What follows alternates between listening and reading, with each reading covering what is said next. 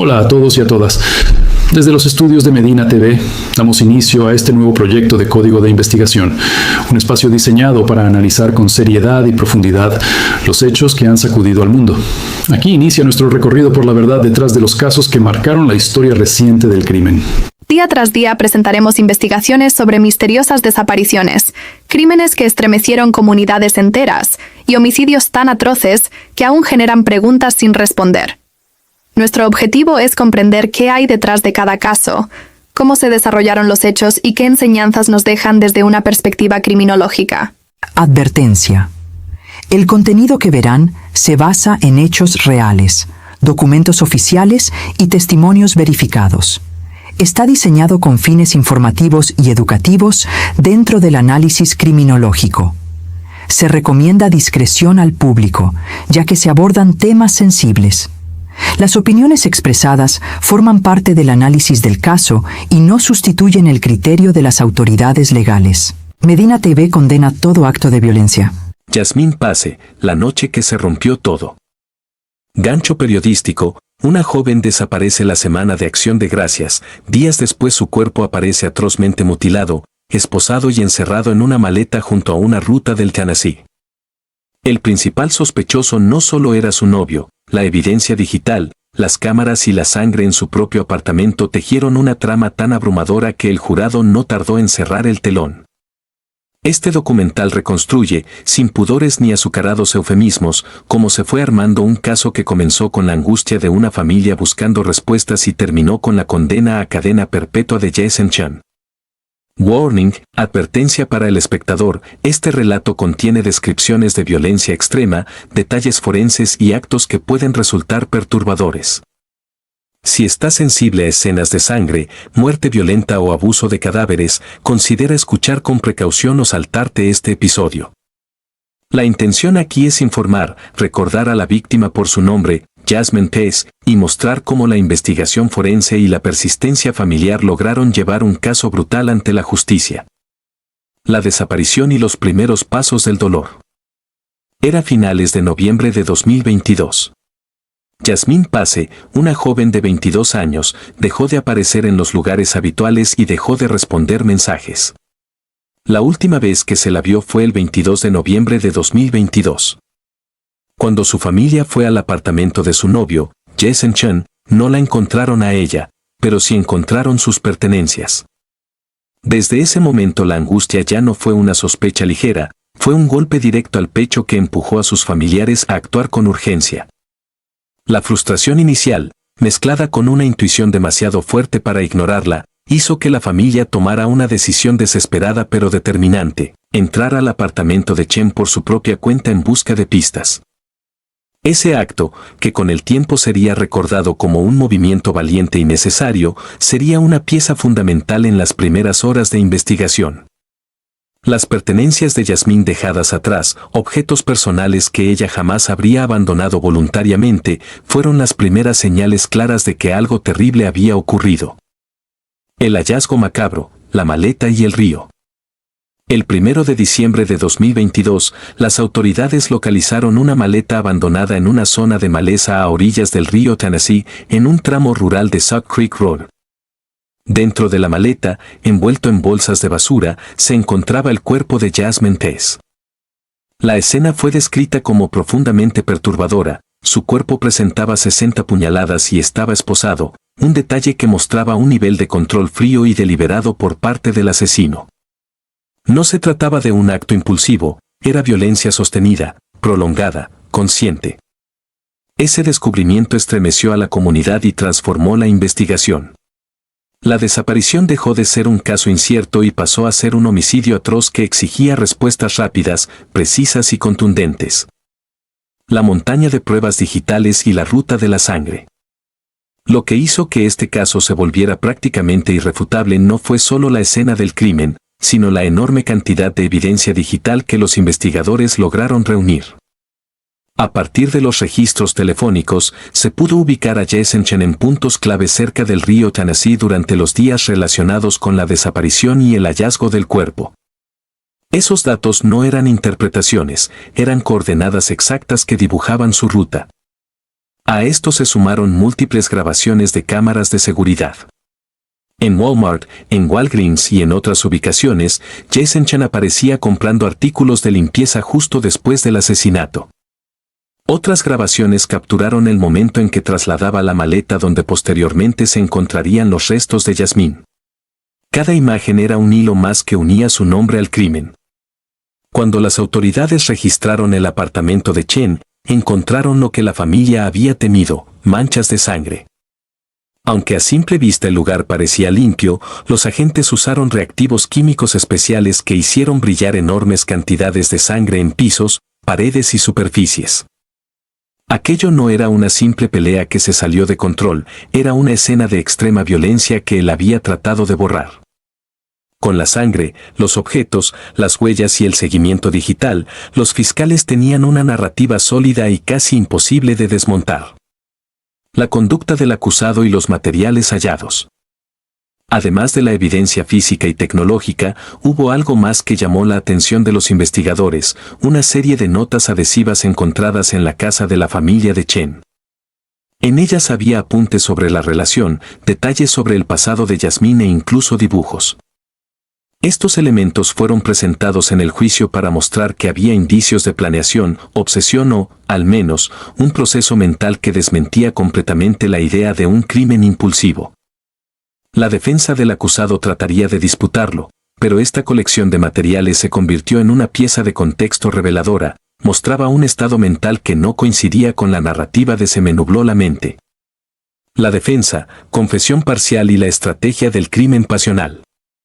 La defensa de Jason Chan adoptó una postura que sorprendió a muchos, no negaron que él hubiese matado a Yasmín. Lo admitieron. Pero intentaron redirigir la historia hacia un crimen pasional. Alegaron que Yasmín se puso furiosa tras encontrar mensajes de Chen con otras mujeres, que lo atacó con una botella y que él reaccionó en un arrebato, perdiendo el control. Incluso afirmaron que Chen se desmayó durante el incidente. Pero esa estrategia tenía un problema gigantesco, ninguna parte de esa historia coincidía con la evidencia. Las decenas de puñaladas, el uso de esposas, la limpieza minuciosa posterior, las compras de artículos para borrar huellas. El traslado calculado del cuerpo en una maleta y las rutas confirmadas por los registros telefónicos no encajaban con un arrebato momentáneo. Eran actos ejecutados en diferentes etapas, cada una demandando un nivel de frialdad y organización. Como la fiscalía armó la premeditación. La fiscalía presentó su caso con precisión quirúrgica. No necesitaban interpretaciones dramáticas, la evidencia hablaba por sí sola. Mostraron las coordenadas del teléfono, las grabaciones de las tiendas, el rastro químicamente revelado de sangre en el apartamento y la secuencia cronológica que demostraba un plan posterior al crimen. Lo que para la defensa era un acto impulsivo, para la fiscalía era el resultado de una mente calculando cómo ocultar un asesinato. Uno de los puntos más contundentes fue demostrar que el proceso de limpiar el apartamento, comprar artículos, envolver el cuerpo, colocarlo en una maleta y transportarlo hasta una ruta apartada requería tiempo, calma y decisiones conscientes. No era posible sostener que todo había ocurrido en un periodo de descontrol emocional. La familia, persistencia, búsqueda y el grito que no se rindió. Un elemento humano que hace este caso aún más desgarrador es la fuerza de la familia de Yasmín. Su búsqueda, su desesperación y su impulso por actuar fueron clave desde el primer momento. Ellos no esperaron que los procedimientos burocráticos avanzaran, ellos mismos ingresaron al apartamento cuando notaron señales de alarma. Ese acto, que muchos no se habrían atrevido a hacer, abrió la puerta a una cadena de eventos que terminó exponiendo la verdad. Durante todo el proceso, la familia estuvo presente, firme, exigiendo justicia y manteniendo viva la historia de Yasmín. Su lucha fue una parte esencial para que este caso no se enfriara ni quedara en la incertidumbre. El juicio, días en sala y la mirada del jurado. El juicio comenzó en enero de 2025.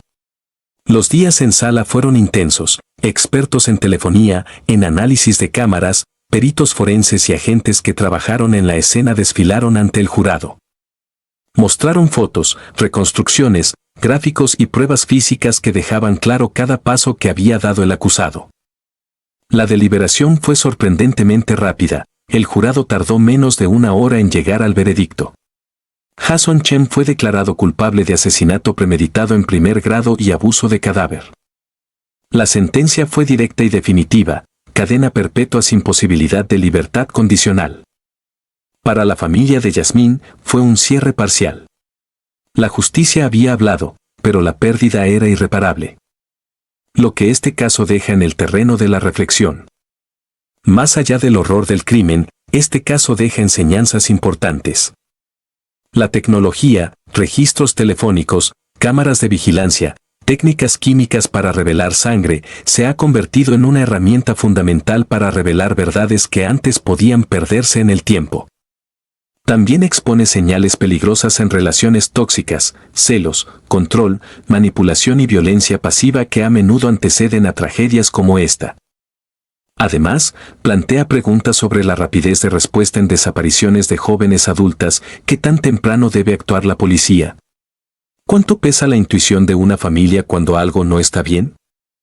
¿Qué margen tiene una defensa cuando la evidencia digital contradice cada línea de su narrativa? Todas esas preguntas quedan flotando en el aire mientras analizamos el caso de Jasmine Pez. Cierre de la primera parte.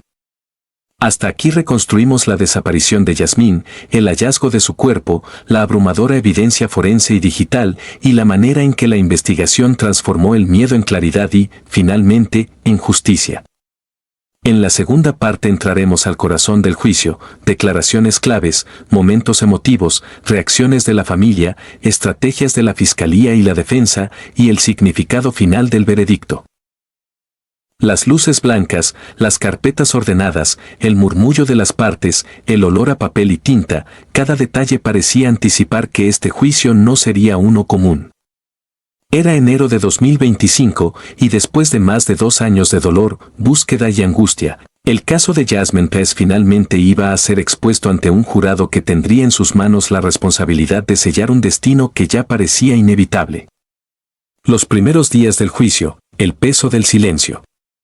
Cuando Jason Chen entró a la sala por primera vez, la impresión general fue de frialdad. Sentado, mirando hacia el frente, con un rostro inexpresivo, parecía desconectado de la magnitud de lo que estaba enfrentando. Para muchos, esa frialdad era imposible de ignorar. La familia de Yasmín, sentada en la primera fila, observaba cada gesto del acusado, tratando de encontrar alguna señal de remordimiento. No la hubo. La fiscalía inició su exposición describiendo no solo la brutalidad del acto, sino la historia de Yasmín, quién era, cómo vivía, cómo amaba y cómo confiaba. El objetivo era claro: mostrar que no estaban hablando de una cifra, ni de una estadística, ni de un caso más en una fila interminable. Estaban hablando de una joven con sueños, con inquietudes, con planes de vida truncados de manera salvaje. El fiscal sostuvo ante el jurado que este no era un crimen surgido de un impulso descontrolado, sino una sucesión de decisiones conscientes y calculadas. Y cada una de esas decisiones quedaría probada, paso por paso, a lo largo del juicio. El impacto de las pruebas digitales en la sala. Uno de los momentos más contundentes llegó cuando se presentaron los registros telefónicos. La fiscalía proyectó en una gran pantalla un mapa con coordenadas que marcaban los pasos de Jason Chen. Puntos en movimiento que mostraban, con exactitud matemática, la ruta que él tomó los días posteriores al asesinato. Ese mapa parecía un testigo silencioso, incapaz de mentir, mostrando cómo el teléfono del acusado se movía hacia zonas apagadas de la ciudad, alejadas, discretas, hasta llegar al borde del río Tennessee, donde posteriormente se halló la maleta con el cuerpo de Yasmín. Los jurados, serios e inmóviles, no podían apartar la mirada.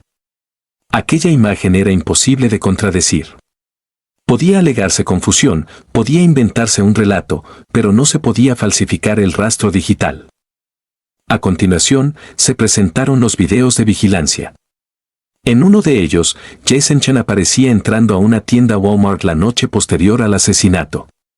Su caminar era rápido pero no desesperado.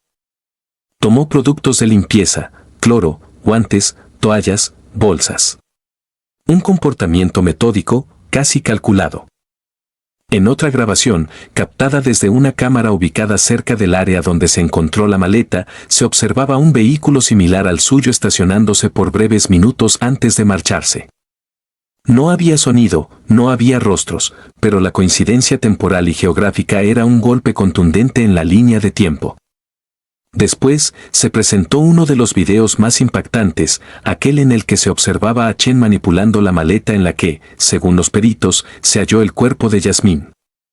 Aunque el contenido de la maleta no podía verse en la grabación, la secuencia posterior, la maleta apareciendo en un área remota y el cuerpo de Yasmín dentro, cerraba cualquier margen de duda. La sangre que él intentó borrar habló más fuerte. Cuando los peritos forenses subieron al estrado, el ambiente en la sala cambió. Allí ya no se hablaba de rutas, de coordenadas ni de cámaras. Se hablaba de sangre, de patrones, de reacción química, de intensidad de violencia. Los agentes describieron cómo el apartamento de Chen había sido limpiado, pero no de manera profesional. A simple vista, parecía ordenado y sin rastros evidentes, sin embargo, bajo la aplicación del reactivo químico conocido por iluminar trazos de sangre incluso después de una limpieza profunda. El apartamento se transformó en una escena iluminada por destellos azules. Paredes, pisos, molduras, esquinas, la sangre había estado en todas partes. Y la cantidad revelada indicaba un ataque prolongado.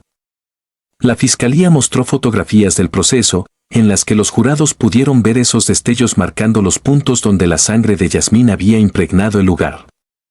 Algunos miembros del jurado desviaron la mirada, otros mantuvieron los ojos fijos, como si quisieran asegurarse de absorber cada detalle para hacer justicia. La defensa trató de argumentar que la cantidad de sangre no necesariamente implicaba intención premeditada. Pero la fiscalía respondió con claridad: un ataque con 60 puñaladas, acompañado del uso de esposas, no es un acto impulsivo.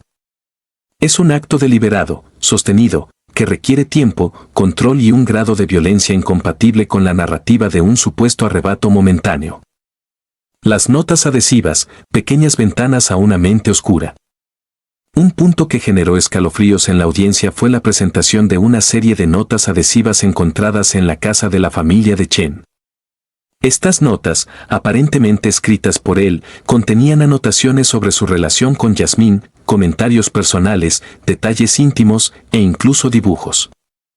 Aunque ninguna de las notas decía explícitamente que planeaba matarla, el tono, la obsesión y el contenido fueron interpretados por la fiscalía como indicios de un patrón mental inestable y controlador. Mostraron estas notas al jurado, no como evidencia directa del asesinato, sino como contexto. Para demostrar que este no era un hombre atrapado por un momento emocional desbordado, era alguien que llevaba tiempo desarrollando pensamientos oscuros, ensimismados, obsesivos. El testimonio de la familia de Yasmín, la voz del dolor. Uno de los momentos más desgarradores del juicio fue cuando la madre de Yasmín tomó la palabra. Contó cómo habían notado que algo andaba mal el 23 de noviembre, como la ausencia de respuesta de Yasmín era completamente fuera de lo normal. Relató cómo entraron al apartamento de Chen y cómo su corazón se paralizó al ver las pertenencias de su hija allí, sin señal de ella. También habló del momento en que las autoridades llamaron para confirmar que el cuerpo encontrado en la maleta era el de Yasmín. La sala entera, incluso quienes estaban acostumbrados a audiencias duras, sintieron el golpe emocional. Algunos miembros de la familia lloraron abiertamente, otros permanecieron rígidos, conteniendo la respiración. Aquellas palabras, más que cualquier evidencia, humanizaron por completo el caso. La defensa intenta sostener lo insostenible. Cuando llegó el turno de la defensa, la estrategia fue la misma desde el principio: insistir en que Jason Chen había actuado bajo un arrebato emocional. Alegaron que Yasmín lo había atacado primero, que él había perdido el control, que no recordaba partes del incidente, que se había desmayado. Pero ningún testigo, ninguna prueba, ningún análisis forense respaldaba esa versión. Ni los patrones de sangre, ni la distribución de heridas, ni el uso de esposas, ni la compra deliberada de artículos de limpieza, ni el transporte del cuerpo en una maleta, ni las rutas registradas por el teléfono.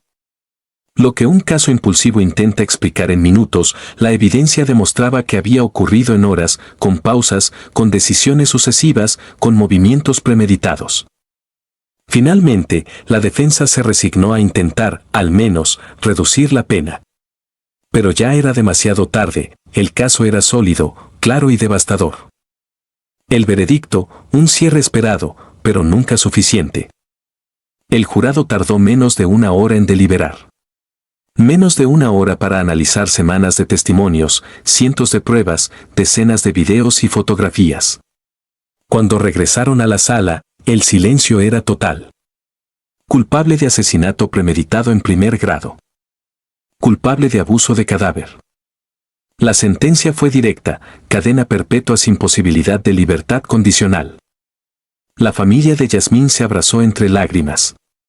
No era un triunfo, porque nada podía devolverles a Yasmín. Pero era justicia. Justicia por su nombre, por su vida, por su memoria. Significado y legado del caso.